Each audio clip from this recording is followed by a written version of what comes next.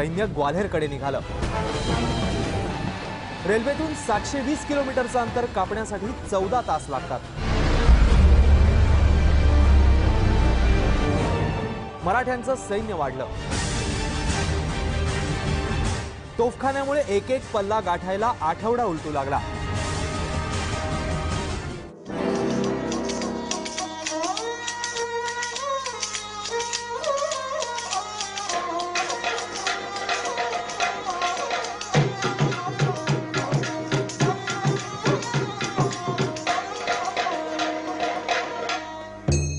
ग्वालियर हे दिल्लीच्या घशामध्ये आहे असं म्हणतात।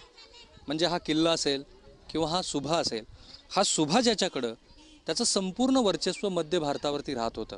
म्हणजे दिल्ली असेल, आग्रा असेल, राजपुताना असेल आणि तिकडे दक्षिणेमध्ये मराठ्यांचा जो बऱ्हाणपूर भाग आहे तो बऱ्हाणपूर भाग असेल, या सगळ्या भागावरती या ग्वालियर वासियाचं वर्चस्व असायचं। पानिपतसाठी मराठे ज्या वेळेला या ग्वालियरच्या किल्ल्यामध्ये आले होते त्यावेळेला हा भाग नेमका कुणाकडे होता त्याचा रेफरन्स सापडत नाहीये। काही ठिकाणी ते सूरजमल जाटाकडे होतं असा उल्लेख आहे। मात्र ह्या संपूर्ण मोहिमेमध्ये शिंदे घराण्यानं जो पराक्रम दाखवला त्याला इतिहासामध्ये तोडच नाहीये। कारण तिकडे बुऱ्हाडी घाटावरच्या युद्धामध्ये दत्ताजी शिंदे शहीद झालेले होते, तरीही पानिपतच्या मोहिमेसाठी मराठ्यांच्या बरोबर जयाजी शिंदे हे निघालेले होते। असं जरी असलं तरी उत्तरेमध्ये मराठ्यांचे जे दोन मातब्बर सरदार होते, शिंदे आणि होळकर, या दोघांमध्ये खूप मोठी सुंदोपसुंदी होती।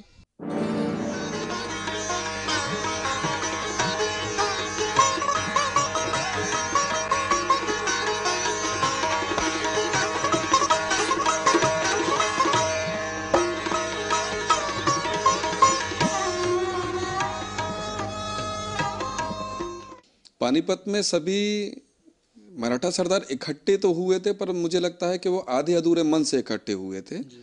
और यही कारण रहा कि जब ये युद्ध अपने चरम पर था तो अपने लाभों को, तात्कालिक लाभों को देखते हुए लोगों ने निर्णय लिया, जिसमें कुछ लोगों ने युद्ध से हटने का भी उसी दौरान निर्णय ले लिया, जिसका परिणाम ये हुआ कि वहाँ पर हमें एक भीषण पराजय का सामना करना पड़ा। यमुनेच्या तटावर मराठ्यांच्या विरोधात जोरदार मसलती सुरू होत्या।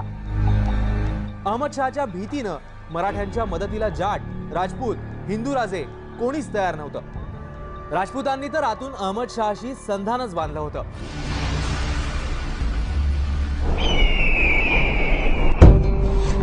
मराठ्यांचं सैन्य लाखावर पोहोचलं। मराठे निघाले म्हणजे एक मोठं शहर चालल्यासारखा भास होत होता।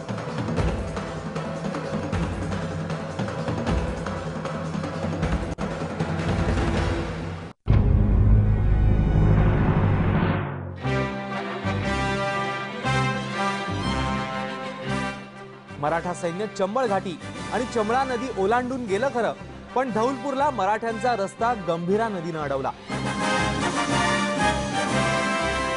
उत्तरेकडची लढाई जेव्हा मराठ्यांनी ठरवली होती त्यावेळेला तो कालावधी फक्त 6 महिन्याचा ठरवण्यात आला होता।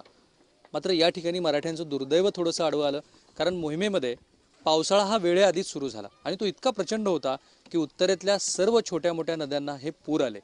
घौलपूर जवळ ही जी गंभीरा नदी तुम्हाला दिसते, या गंभीरा नदीमध्ये इतकं प्रचंड पाणी होतं की त्यावेळेला सदाशिव भाऊ आणि मराठ्यांचं जे सैन्य होतं ते या गंभीरा नदीच्या काठेवरती 1 महिनाभर बसून राहिलं। सदाशिव भाऊनी गोविंदपंत बुंदेले हे आपल्या सरदारावरती ही नदी पार करण्यासाठी नावा जमवण्याची जबाबदारी दिलेली होती, मात्र त्यांना नावा जमवता आल्या नाहीत आणि म्हणून मराठा सैन्य 1 महिना इथे हातावरती हात ठेवून बसून राहिलं। तिकडे अहमद शहाच्या मात्र अतिशय वेगवान हालचाली सुरू होत्या। सरदारांना गोटात ओढण्यासाठी रस्सीखेच सुरू झाली। अब्दाली धर्माच्या नावावर हिंदुस्थानात थांबला होता। हिंदुस्थानातून पैसे लुटायचे होते। पैसे मिळत नसल्यामुळे एक वेळ अहमद शहा मोहीम सोडून अफगाणिस्तानकडे निघालाही होता, पण नजीबनं रोखून धरलं।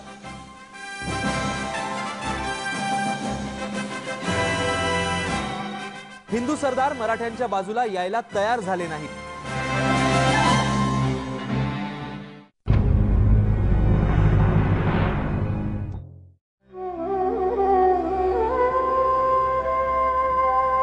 मराठा सैन्य कृष्णभूमीत पोहोचलं। गोविंद जय जय गोपाल जय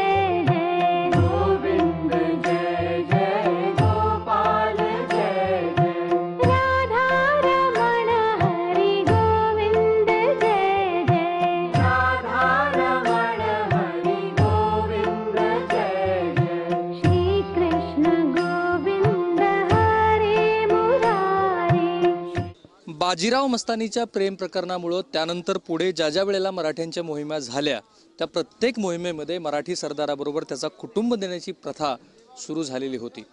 पटदूरवरून ज्या वेळेला पानिपतसाठी मराठी सैन्य निघालं त्यावेळेलाही खूप सारा बाजारबुंग्यांचा भरणा मराठी सैन्यामध्ये झालेला होता.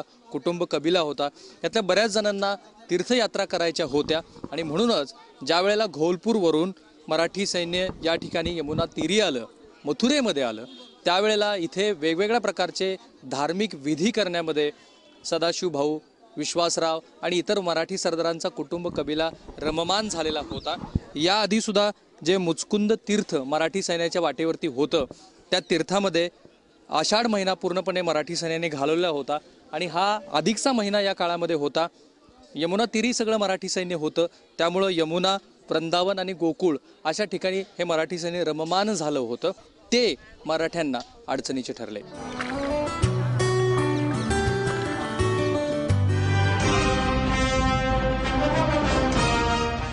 भाऊ दिल्लीकडे निघाले.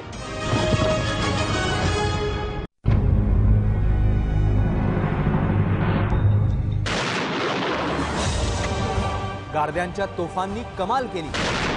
लाल किल्ल्यांच्या अभेद्य भिंती मराठी तोफांच्या गोळ्यांनी थरारल्या.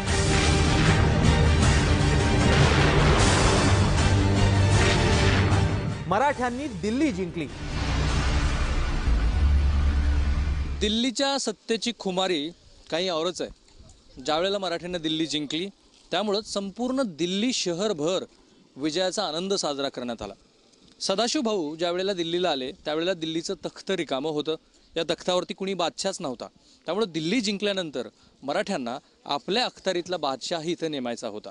मात्र दिल्लीच्या आसपास असलेला आणि मराठ्यांचा मित्र असलेला जो सूरजमल जाट आहे त्याला दिल्लीच्या बादशाहीच्या तख्तवर आपले स्वतःचे अधिकार हवे होते. तसं झालं नाही आणि त्यामुळं सूरजमल जाट हा नाराज झाला आणि अचानक मध्यरात्री 20,000 सैन्य घेऊन निघून गेला.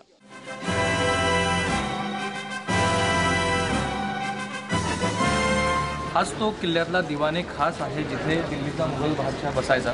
त्याचं छत जे आता तुम्हाला दिसतंय या छताला पूर्वी चांदी आणि सोनं लावलेलं होतं. आधी इराणचा बादशाह नादिरशहा आणि नंतर अहमदशाह अब्दालीनं याचं सोनं आणि चांदी काढून घेतलं. ज्यावेळेला मराठे इथे आले होते त्यावेळेला सदाशिव भाऊला पैशाची चणचण होती. धान्य नव्हतं सैन्याकडं. त्यामुळे या छतावरची चांदी सदाशिव भाऊनं काढली, त्याची नाणी पाडली आणि त्या नाण्यातून धान्य खरेदी केलं. त्यामुळे अशी कावळी उठली की मराठ्यांनी दिल्लीचं तख्त फोडलं.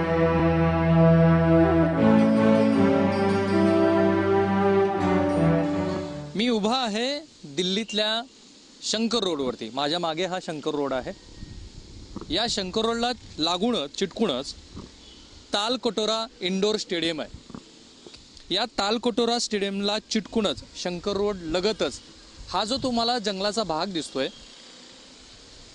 हा जंगलाचा भाग म्हणजे सदाशिव भाऊ पेशव्यांची छावणीचं स्थळ. याच ठिकाणी सदाशिव भाऊ आपली छावणी घालून बसलेले होते. 15 जुलैला मराठ्यांनी मथुरा सोडली. त्यानंतर जवळपास 2.5 ते 3 महिने मराठे दिल्लीमध्ये वास्तव करून होते.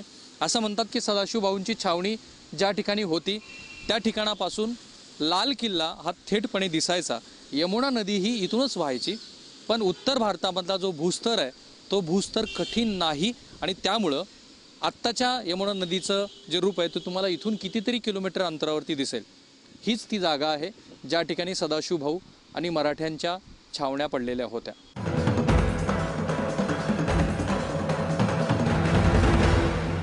दिल्लीमध्ये पेशव्यांच्या उपस्थितीच्या काही खानाखुणा आहेत.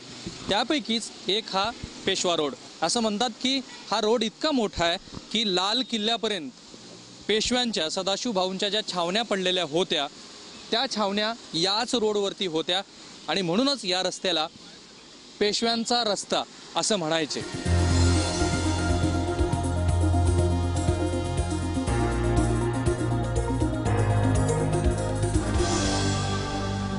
माझ्या डाव्या बाजूला ही यमुना नदी आहे की जिच्या तीरावरती दिल्ली शहर बसलंय. माझ्या समोर आहे हा जो तुम्हाला दिसतोय तो आहे मजनुदा टीला. दिल्लीतलं अत्यंत फेमस असं ठिकाण. अहमदशाह अब्दाली अफगाणिस्तानातून दिल्लीवर स्वारी करण्यासाठी आला त्यावेळेला दत्ताजी शिंदेनी या मजनुदा टिल्लापासून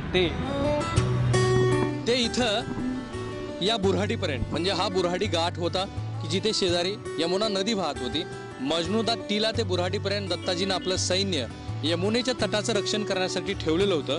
आणि इथंच अहमदशाह अब्दालीच्या सैन्यावरती अवघ्या 400-500 सैन्यासह दत्ताजी चालून गेले. अहमदशाहकडे 5000पेक्षा जास्त सैन्य होतं आणि त्या युद्धामध्ये अचानक दत्ताजींना इथंच गोळी लागली. अर्धवट शुद्धीत असताना अहमदशाहच्या सैन्यातल्या कुतुबशहानं दत्ताजींना विचारलं, क्या पटेल और भी लढेंगे? आणि याच ठिकाणी दत्ताजीनं सांगितलं, हा बचेंगे तो और भी लढेंगे. जिथं दत्ताजी शहीद झाले तो हा बुऱ्हाडी घाट.